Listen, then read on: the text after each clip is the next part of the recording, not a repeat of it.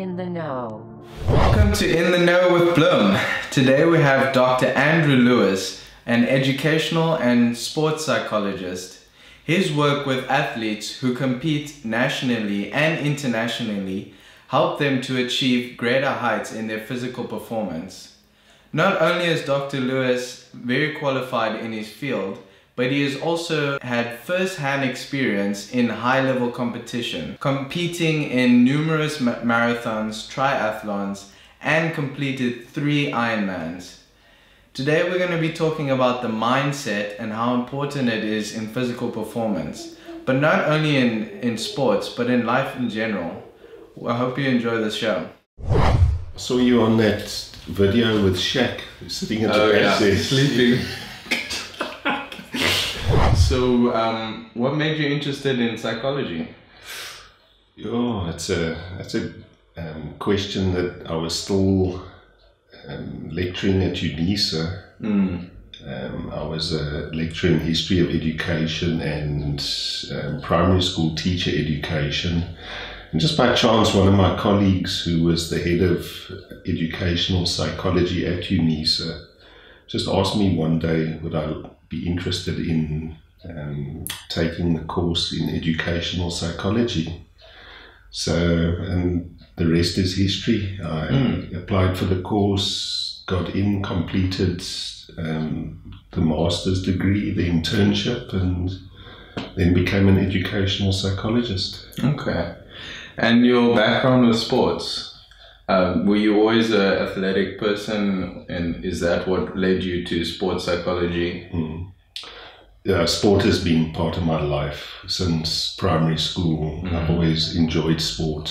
I think I enjoyed it because it kept me busy, and it was a good pastime. I was in boarding school, so there's not much to do.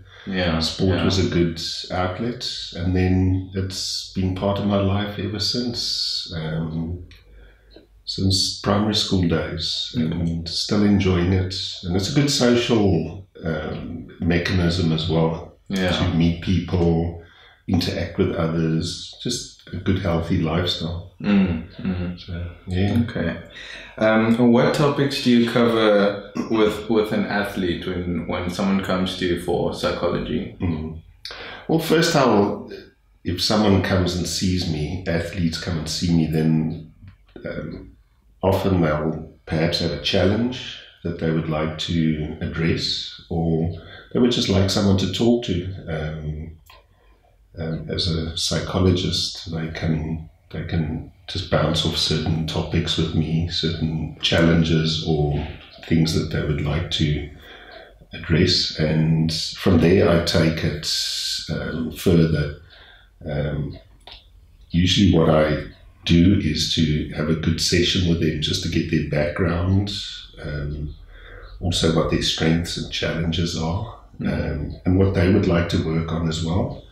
And then from there on, I have sessions that's goal-driven sessions. We address specific areas that they would like to address. Okay. Some topics general topics that I find quite prevalent. Sometimes the difference between competition and practice sessions. There can be a good practice session where they feel confident, but the moment they get to a competition, it's sometimes different for them. And we like to look into that. So, amongst others, the difference between performing at competition and practice sessions, but also anxiety as well. That can be a bit of a challenge to a lot of my athletes. But other aspects as well that they would like to work on: motivation, goal setting, team dynamics as well. Often there are challenges that they have within the team and that they would like to address. Okay. So why would an athlete come to you for psychology? Generally, it's if there is a challenge that they would like to address. with regard to their sport performance, they would obviously like to incorporate good life skills and coping skills within their sporting performance in order to excel. A lot of my athletes are professional athletes, and it's their livelihood. So they have to be at the peak of their performance in order to excel. So those are some of the reasons why they come and see me. Okay. So when they work on these problems that they have, a lot of the challenges are mindset, right? So would you say mindset plays a big role in their performance? What they generally say, the literature generally says, and anecdotal information from athletes and coaches, is that mindset plays 50% a role in an athlete's performance. But the challenge is, and I always ask my athletes, is how much time do you spend on practicing a day? And they'll give me an example of, say, 2 hours. Then I'll ask them, so that implies that you practice mental skills for 2 hours as well. And invariably it's not. It's a small percentage thereof, 5 minutes, if at most, per day. Yeah. So what I do is I incorporate mental skills into their training schedule as well. Pre-competition mental skills, during competition, and also after the competition as well, just to incorporate those into their skill set. So it becomes part of them after a while, that they subconsciously, it becomes 50% of their output. Because essentially you want to be doing 50% physical and 50% mental, because you said that's how the performance goes. Yeah. So what kind of mental skills do people practice? Or is it individually based, or is it different depending on different sports? I like to hear what sport the athletes take part in, and I tailor the mental skills for the individual, but also the sport as well. Okay. So, for example, golfers would have a different focus, mental skill preparation, as opposed to an athlete doing pole vault, for example. Generally, the skill set is transferable and it's similar, but I like to understand their context, their sport, and also their individual needs as well. So a couple of examples would be attention, just focusing on the match. A lot of athletes, for example, get distracted by the crowd. So I transfer or get them to develop skills in order to focus on their game, on their skill set as well, and to kind of cancel out the noise in the background. People making comments, crowd perhaps booing, but also the focus is largely on their skill set, as opposed to, we call it the ego-driven motivation, which is the crowd, the rewards, the money. So we focus on their skill set, the task-oriented skill set. Okay. There was something that I was going to ask. Do you recommend meditation or things like that to help develop this attention skills? Most definitely. So we refer to it as visualization or mental imagery, and that is a very important skill set that athletes develop if they come and see me. So it's the ability to picture themselves taking part in sport, where they picture themselves not only visually but also incorporating all their other senses, their sense of touch, Perhaps it's a pole vaulter holding onto the pole vaulting pole, feeling the ground beneath them, hearing perhaps certain noises, specific noises, certain smells as well, the smell of the grass. So we develop that within the athlete, and we use that to their benefit. Okay. So they create a mental picture in their mind, and that's in the brain, and the brain is linked to the other parts of the body through all the nerve cells and just the connections. And after a while, the mind and the body work together. In sports psychology, we have the saying that the body follows the mind. So developing the mind, the body will flow in unison. Yeah. Okay. So a lot of it can also stem from beliefs.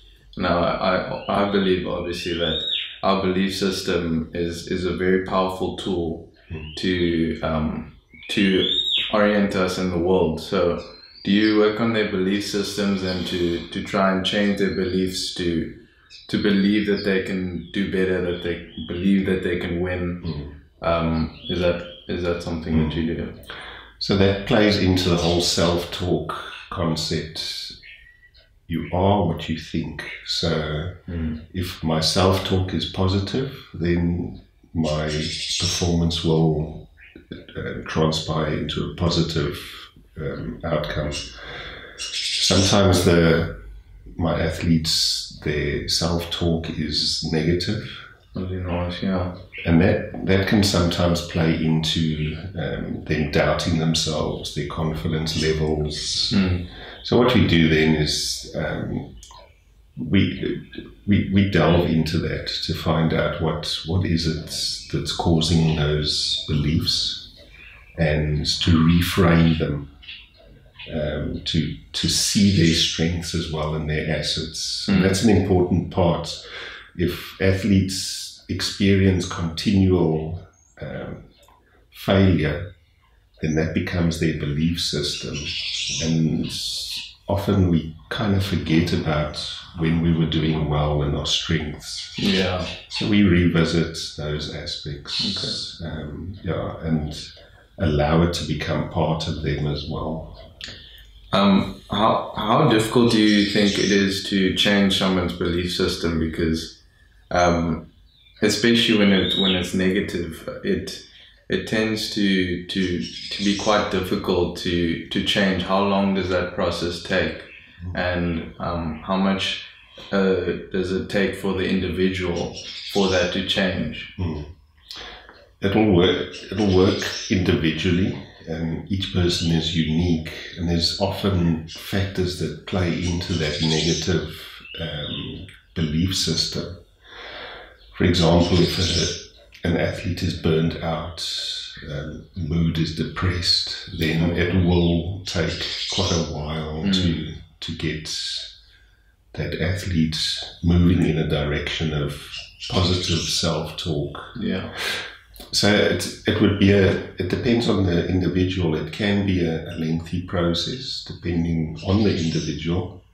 But it can also just be a once-off session where someone just needs to explore their strengths and just delve into that and let it become part of themselves as well, to constantly remind themselves about those strengths. Okay. So it depends on the individual. So would you say that you focus more on strengths than trying to build up their weaknesses?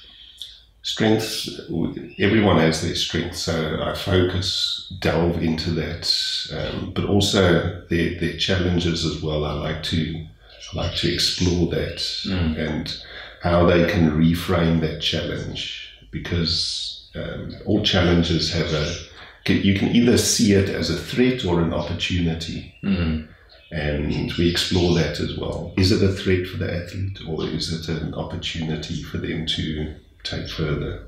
Okay. So, yeah.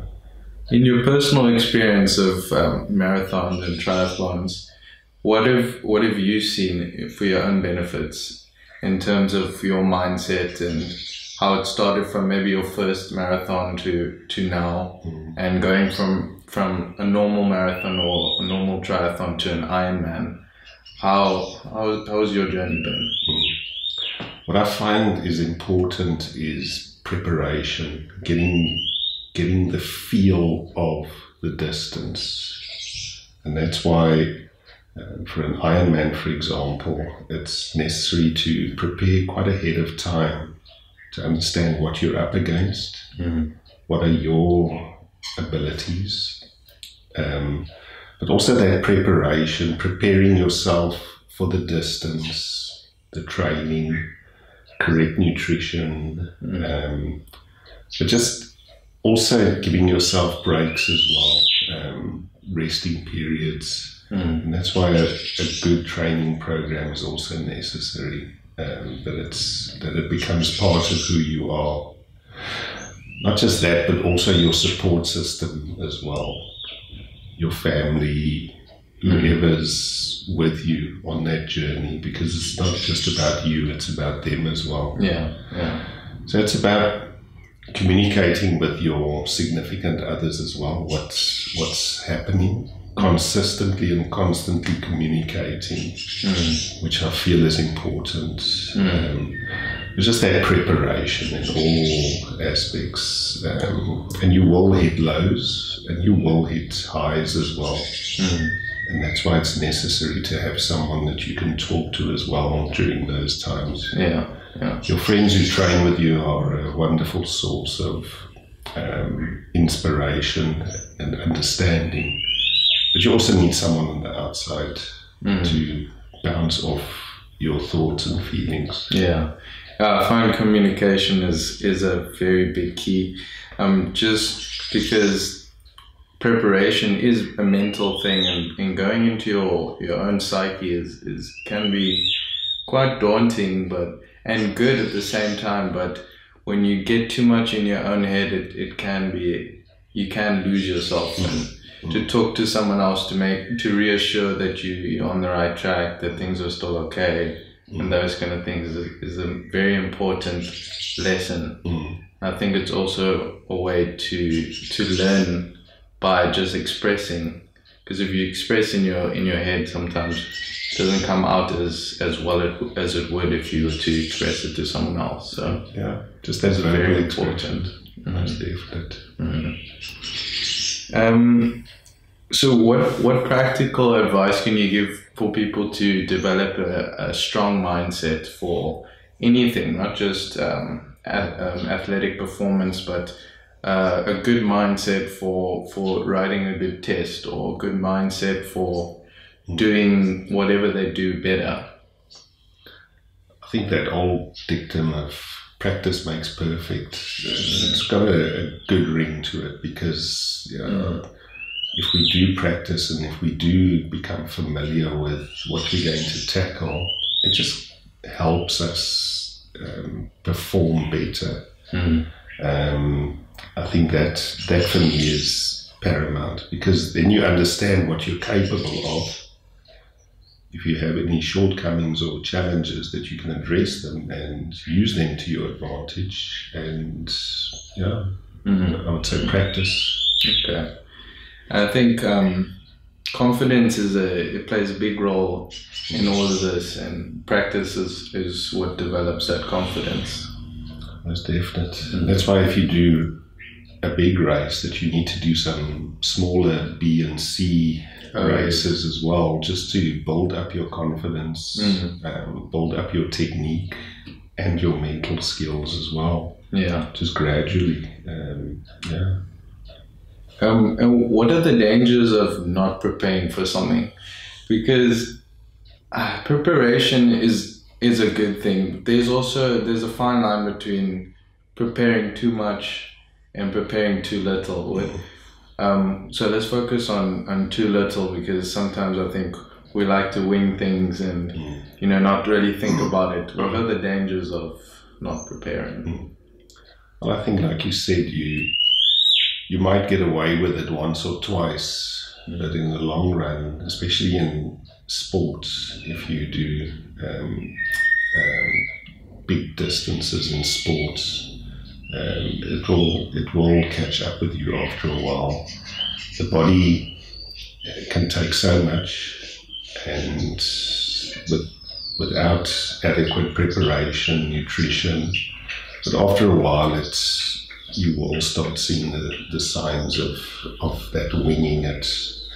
I see it, for example, people who start sport later on in life. They will do well for a while, but if they are not used to high intensity sports, then after a while injuries do creep in. And if you're not used to sport and haven't practiced it for a large part of your life, then it can impact on you negatively. On the other side of the coin, if you prepare too much and you don't have a balanced life, for example, then you do run the risk of burnout, which can lead to depression, and then you don't enjoy your sport anymore. And then that's not a good place to be. So it's about balance. It's about understanding your body, understanding your mind. What are you capable of? If you have a challenge, an injury, to address it immediately. And to understand what the injury is about is important. And then just for general, for everyone, not just sports, because mindset is very good for any kind of performance. So what other things that you have learned in psychology that helps with performance in anything that we do, whether it be the best mother, being the best father, being the best person at work? What do you suggest besides mindset? I think support is, for me, it's one of the most important aspects of life, that we have that social support, but someone that also understands us as well and is supportive of us, albeit at home, at work. If you have someone that's constantly just checks in with you just to find out, are you okay? I think that goes a long way to increase performance as well. What I usually see is athletes, individual athletes, they are individuals, and they often can just focus on their individual sport and individual selves. And if they don't have that backing and that support, then it can impact on their performance. Definitely. All right, cool. Is there anything else you want to say on psychology or not? I'm good. That's perfect. No, thank you so much for joining us. Thanks, Matthew. It's very good. Thank you. Thanks, sir. Thank you for listening to another episode of In the Know. Please do us a huge favor and subscribe on iTunes and YouTube. We've got a lot more coming on. I'm going to be working with Dr. Lewis with a few more episodes. We're going to do more practical advice on visualization, goal setting, just to give you guys more practical advice to some of the topics that we spoke about today, so that you can implement it in your life and hopefully you can see the benefits. Thank you again, and we'll see you next time.